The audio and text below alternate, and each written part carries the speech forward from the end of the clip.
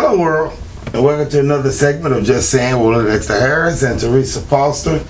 You know, I'm sitting here now. You know, if you look at me, you know, I'm not even wearing LSU gear today. You know, and I'm not saying that in regards to the fact that we lost, you know, to Alabama.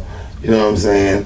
And I'm saying that because really, actually, I do have LSU gear. You know, I'll put it out later or whatever. But anyway. He ain't put up the banner today. I think we're going to get us an Alabama Christmas tide up there. I ain't paying no attention to that, but okay. But listen to this, though. Okay, we lost. They're the number one team in the country. You're supposed to win that game. You know what I mean? Yeah, we was number 3, but they are on CBS. They've been AP all year. They're the number one team in the country. You're supposed to win. But it ain't knock us out the box, because at this time we're number 7.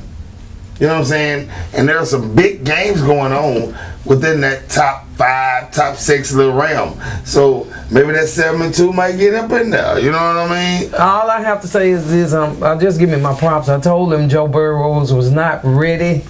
It's almost like putting a 10-year-old in the middle of a high school game. He wasn't ready. It ain't taking them from LSU. He just wasn't ready. Like you said, they got 3, 4, 5, 6 receivers. You know. Nick Saban used to coach for LSU? Oh, my bad. He got jam shit with us. Yeah. But so my thing is, they just weren't ready. So the way she's saying that they wasn't ready, I agree with that. Thank you. But not in the same understanding that she has with it. You know what I'm saying? So I think Joe Burrow was ready.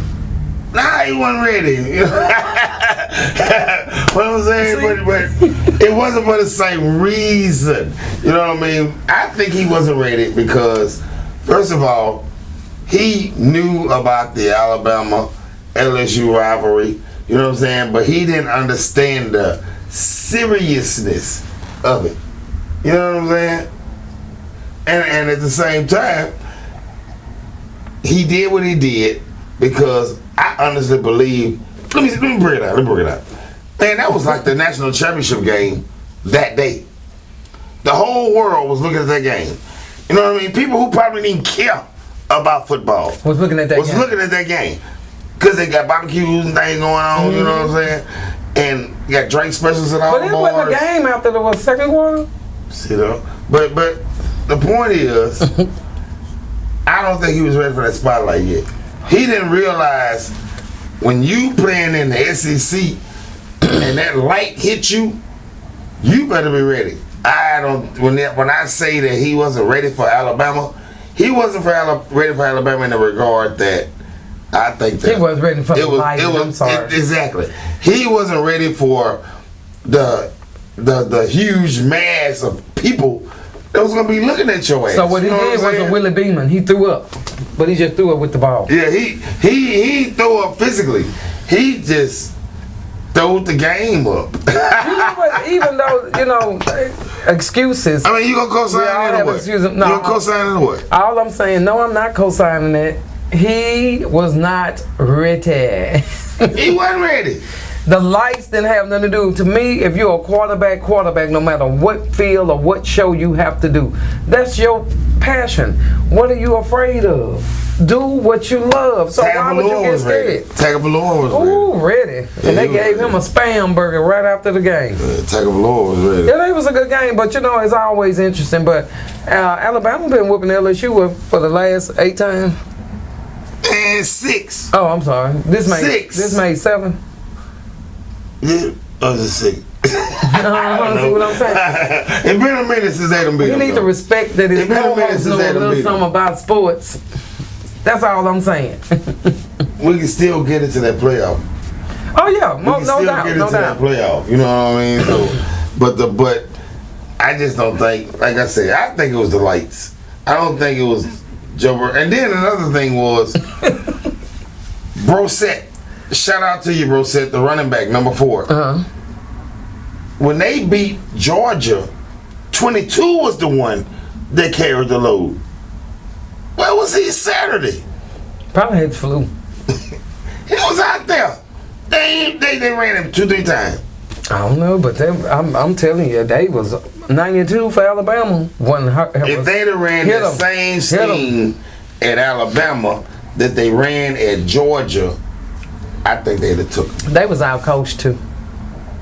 You got Saban, you know what I mean? Saban is like what they call the Bill Belichick. It's the Bill Belichick of college football. Well, Bill Belichick cheats, so we ain't gonna go with that. You know, he might be inflating balls as we speak. Deflating. Yes, deflating balls. And he got people with cameras looking at the people game tell them what to play. So since we talking about this, let's clear the elephant in the room. Let's do it. 88 has joined the Saints. Saints really don't need him, but he want to stick it to old Jerry. So we are going to welcome him on over to the Saints. So I beg to differ on what she just said. Well, I mean, he gonna be against everything. You know, he still ain't learned yet that I do know something. It's just a stick. We don't need anything. I think that's needed. I do believe that Who Dat Nation actually need. Maybe it's not him individually, but a wide receiver like him. Dez is going to be a huge asset to the Saints. Yeah. I'm saying that right now. He is going to be a huge asset to the Saints. Because you got to look at it like this. Over this season, Michael Thomas, our leading, everybody know Michael Thomas rock star in New Orleans. He has 70 receptions. You got Ted Ginn Jr., you got the tight ends, you got Kamara coming out the background. Right. All those other receivers have 38 receptions total. Okay, so what you total? Thomas ain't gonna be able to carry the load by himself all the way to the show. Okay, this is what we. So he needed some help. This is what I hate. He needed some help. Let me tell you something. So this is what I hate. No, you don't. Dez, let me tell you something. We do need you, Dez. Welcome. Let me tell you something, Dez. Welcome, Dez. The Saints don't need you.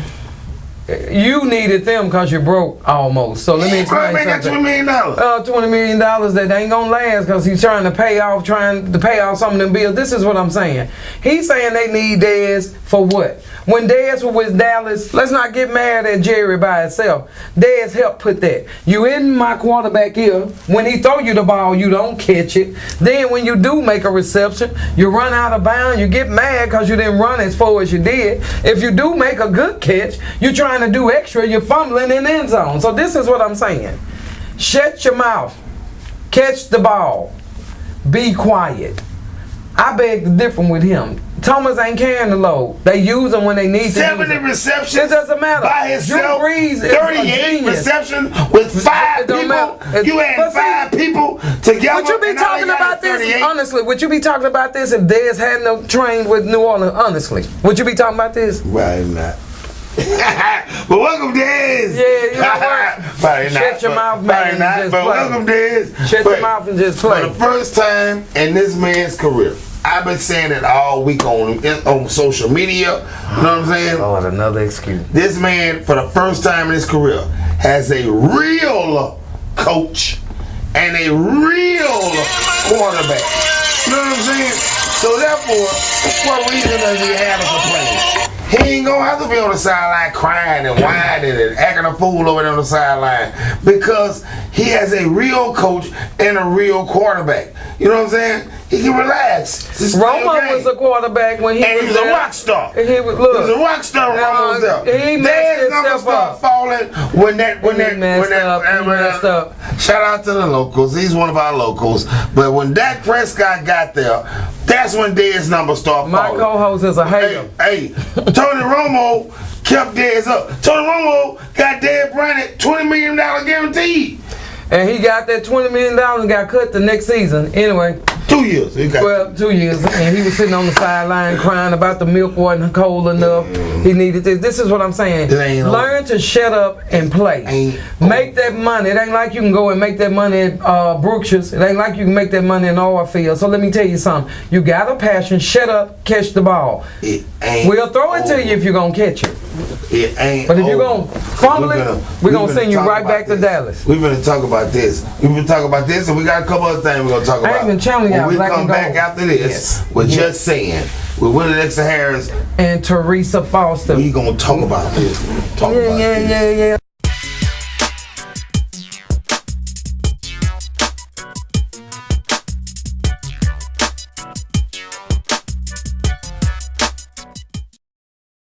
When it comes to trusting someone with your loved one's final resting place, Precious Memories Mortuary is here to help. Give us a call or stop by. The staff at Precious Memories Mortuary is here to assist you with all of your funeral needs. Remember, weeping may endure for a night, but joy comes in the morning.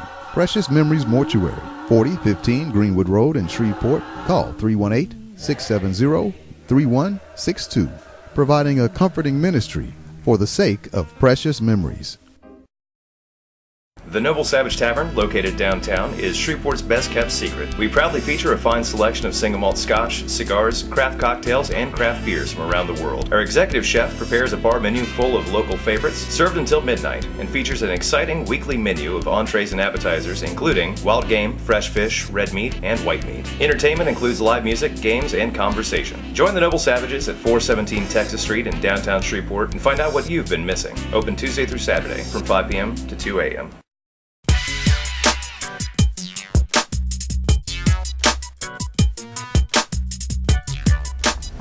All right, and we back, and we gonna get straight into it, cause she won't stop talking about this Dez Bryant situation, man. What you want to say? All I'm saying is we 7-1. You don't need him.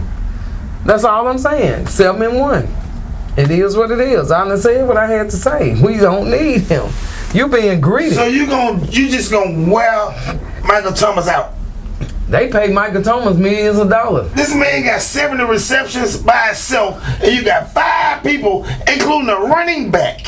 Let me ask you once They don't again. equal up to 38. Equal up to 38. Would you be talking about this if you hadn't heard Dez Bryant trained and signed?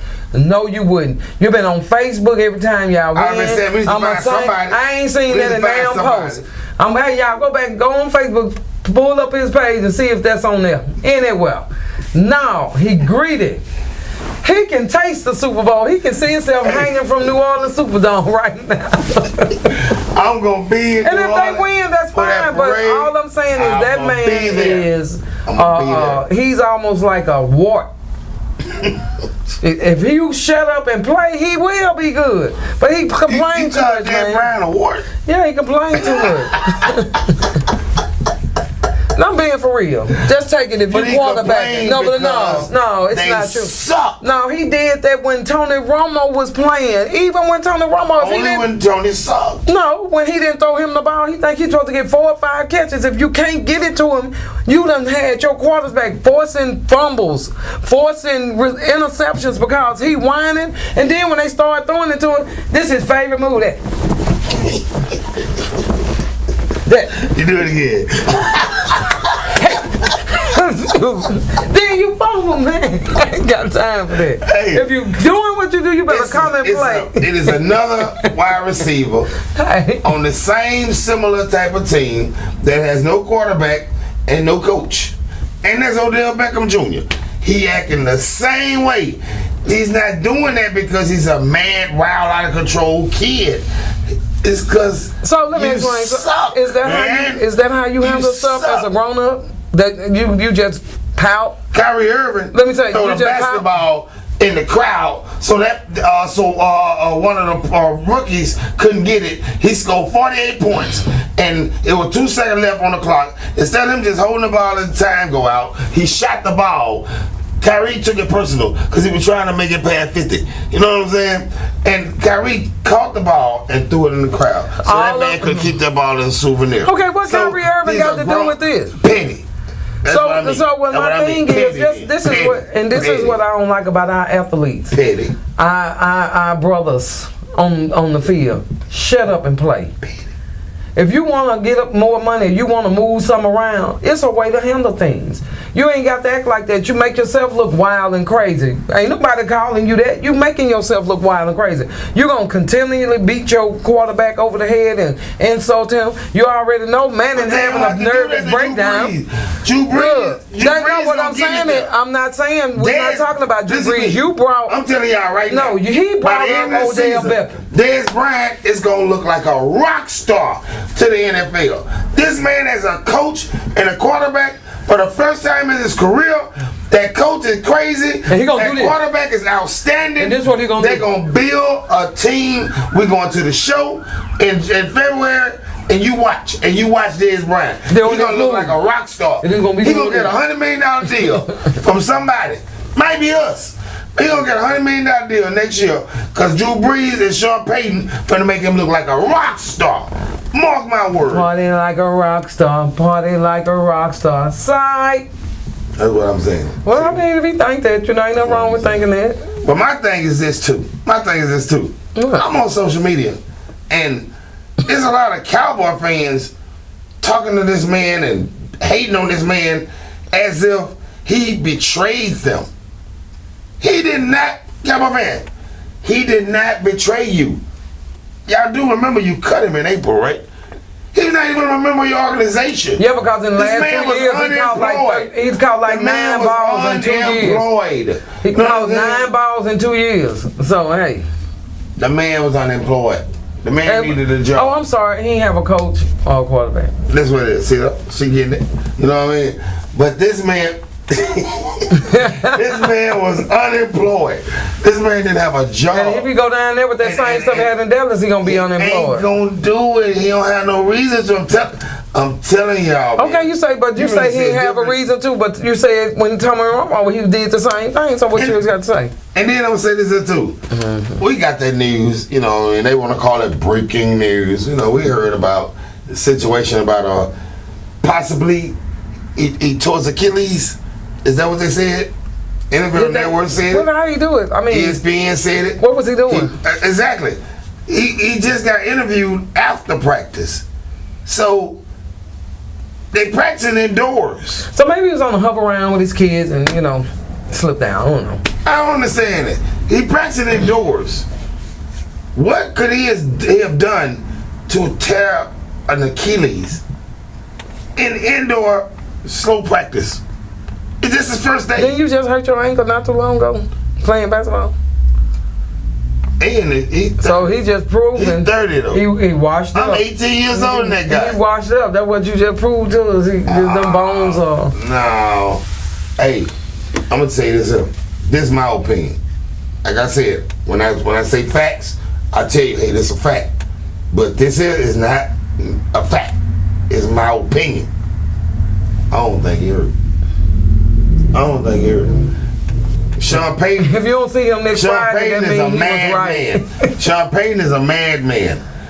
Sean Payton will hold this guy until they get the doggone Texas Stadium. No, what is it called? AT&T Stadium, and meet them Cowboys on. I'm sorry, he got the name of the stadium wrong. AT&T. It's Jerry Jones AT&T Behind Me Stadium. Cause y'all, I'm gonna let you gotta put Jerry name in there. Jerry name gotta be. Let me just say this to you Cowboy fans, and I don't know how to put it to you either, cause I like the Cowboys too. You won't win a Super Bowl until let me just say this, until somebody's eyes close and take them a deep rest. So it'll be about I think Jerry will be around here another 10 years. So for now, y'all will just show up and play, but you won't win the Super Bowl until he out of there. They're gonna have the same owner, president, and general manager till he pass. Evidently, cause so what I'm trying to tell you is, because he think he's the owner, but he don't give free will, and he messes up a lot of things. He holds back a lot of things, and until he get out of his own way, his team won't win another Super Bowl. Jimmy Johnson told him that way back in the day, and it's true. He gets in his own way. But stop.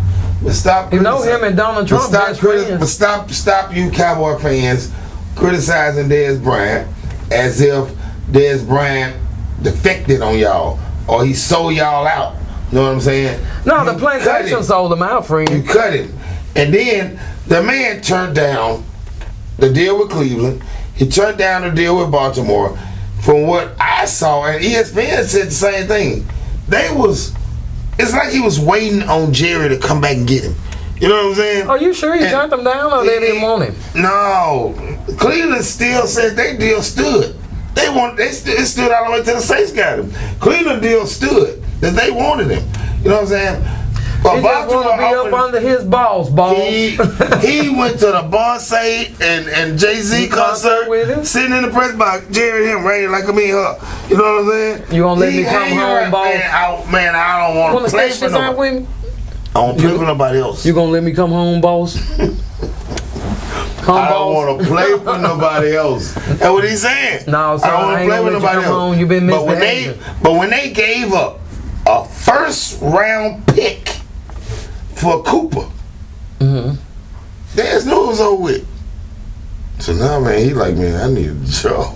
You know what I mean? But why would I go? Why would I go to a Baltimore or a Cleveland?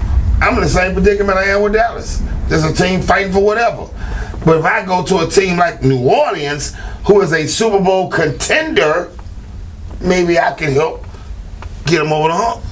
And I believe he will. I believe he will. We'll be right back with y'all, cause we're gonna fumble ball. What she said. When we come back, what she said. Peace.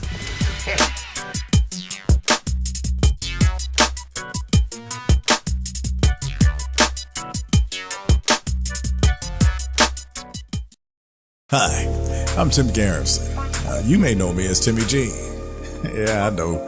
It's been 2 decades, but I want you to know I'm back in the Arklatex, and I've got a mix of music that can help you relax and chill out. It's smooth, it's relaxing, it's chill out jazz, the soulful mix of smooth jazz, soul, and smooth R&B. So join me every Wednesday night, 10 p.m. to midnight on K-Ham Radio. Chill jazz. Are you chillin'?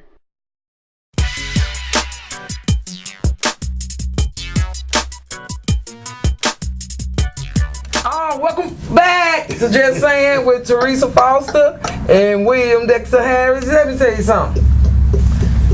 I just love that little move there, dude.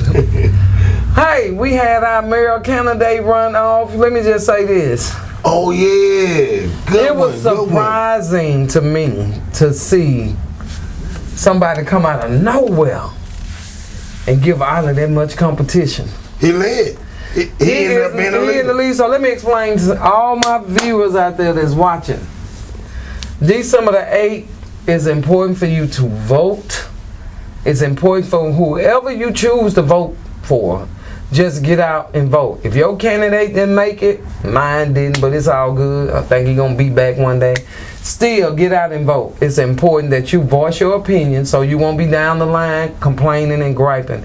But this young man that came out of nowhere, almost like Barack Obama, and he has Gays Over the Blues, so which is telling us in Shreveport, Louisiana, that we want to change. You know, we want to be at our home. We want to live here. We want to raise our families. We want to entertain here, but at the same time, we need someone that's going to lead Shreveport into the future that way. We 10 years behind already. I don't know, we might be 25 by now, how we acting. We need some entertainment here, so what did you think about that sneak up? It shocked me. You know, it didn't, but it did. I figured that the young man would be in the run. We talking about Adrian Perkins. You know, shout out to you, sir. Yeah, congratulations, you know I mean? all the time. Good luck to both y'all. May the best woman or man win. But I thought, I never expected him to shoot out in front like he did, because when the numbers first came in, he was like 70%. You know what I mean? He was killing her. But eventually, over the period of them finishing the count, you know, she shook back in there, but he still ended up finishing ahead. I was shocked. Well, you know what? I'm gonna tell you something. I was shocked. He has a following, but my questions is, he has that young generation. My questions is, though, I would love to sit down and ask him some questions, because I want to know, where have you been? What have you done? How do you know what Shreveport needs when you haven't lived here? How can you tell us about, just because you was born and raised here, but I want some questions answered. We knew what Ollie was. We knew where she was running, where she was. He just popped up almost like a Brussels Captain Shreve principal for a while. Captain Shreve principal. She also went on to Washington to work. So my question is, where has he been? I mean, people want to know that. Where have you been? What do you actually know about Shreveport yourself? Not what people are telling you. Have you really got out and did the footwork? Do you really know what we need? Can you really give us the things we need? So, you know, it's a lot of questions I want to ask him. So I would love for him to come on to the show, so we can ask those questions so our viewers can know. We've been talking back and forth. Yeah. Me and him himself personally.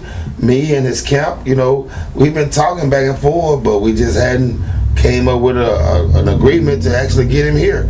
But like I said, we got another month. You know, maybe we can go and get him on to go on. Him and his people to go on, agree to come on the show. You know what I'm saying? But you know, we do. You know, I have a couple questions for you, young man. Yeah. You know, we do. You know, I mean, and it's not nothing like I said. If you watch the show, you know, we're not here to disrespect nobody. We're not here to try to make nobody look bad. We just want, but we do want the truth. And we owe our viewers that. You know, we owe our viewers the truth. And I'm pretty sure those questions are on some of our viewers' mind. Because it's a lot of people that I know that voted for him, you know, and they, you know, I'm pretty sure they got the question, where has he been? How do you know? That's from me.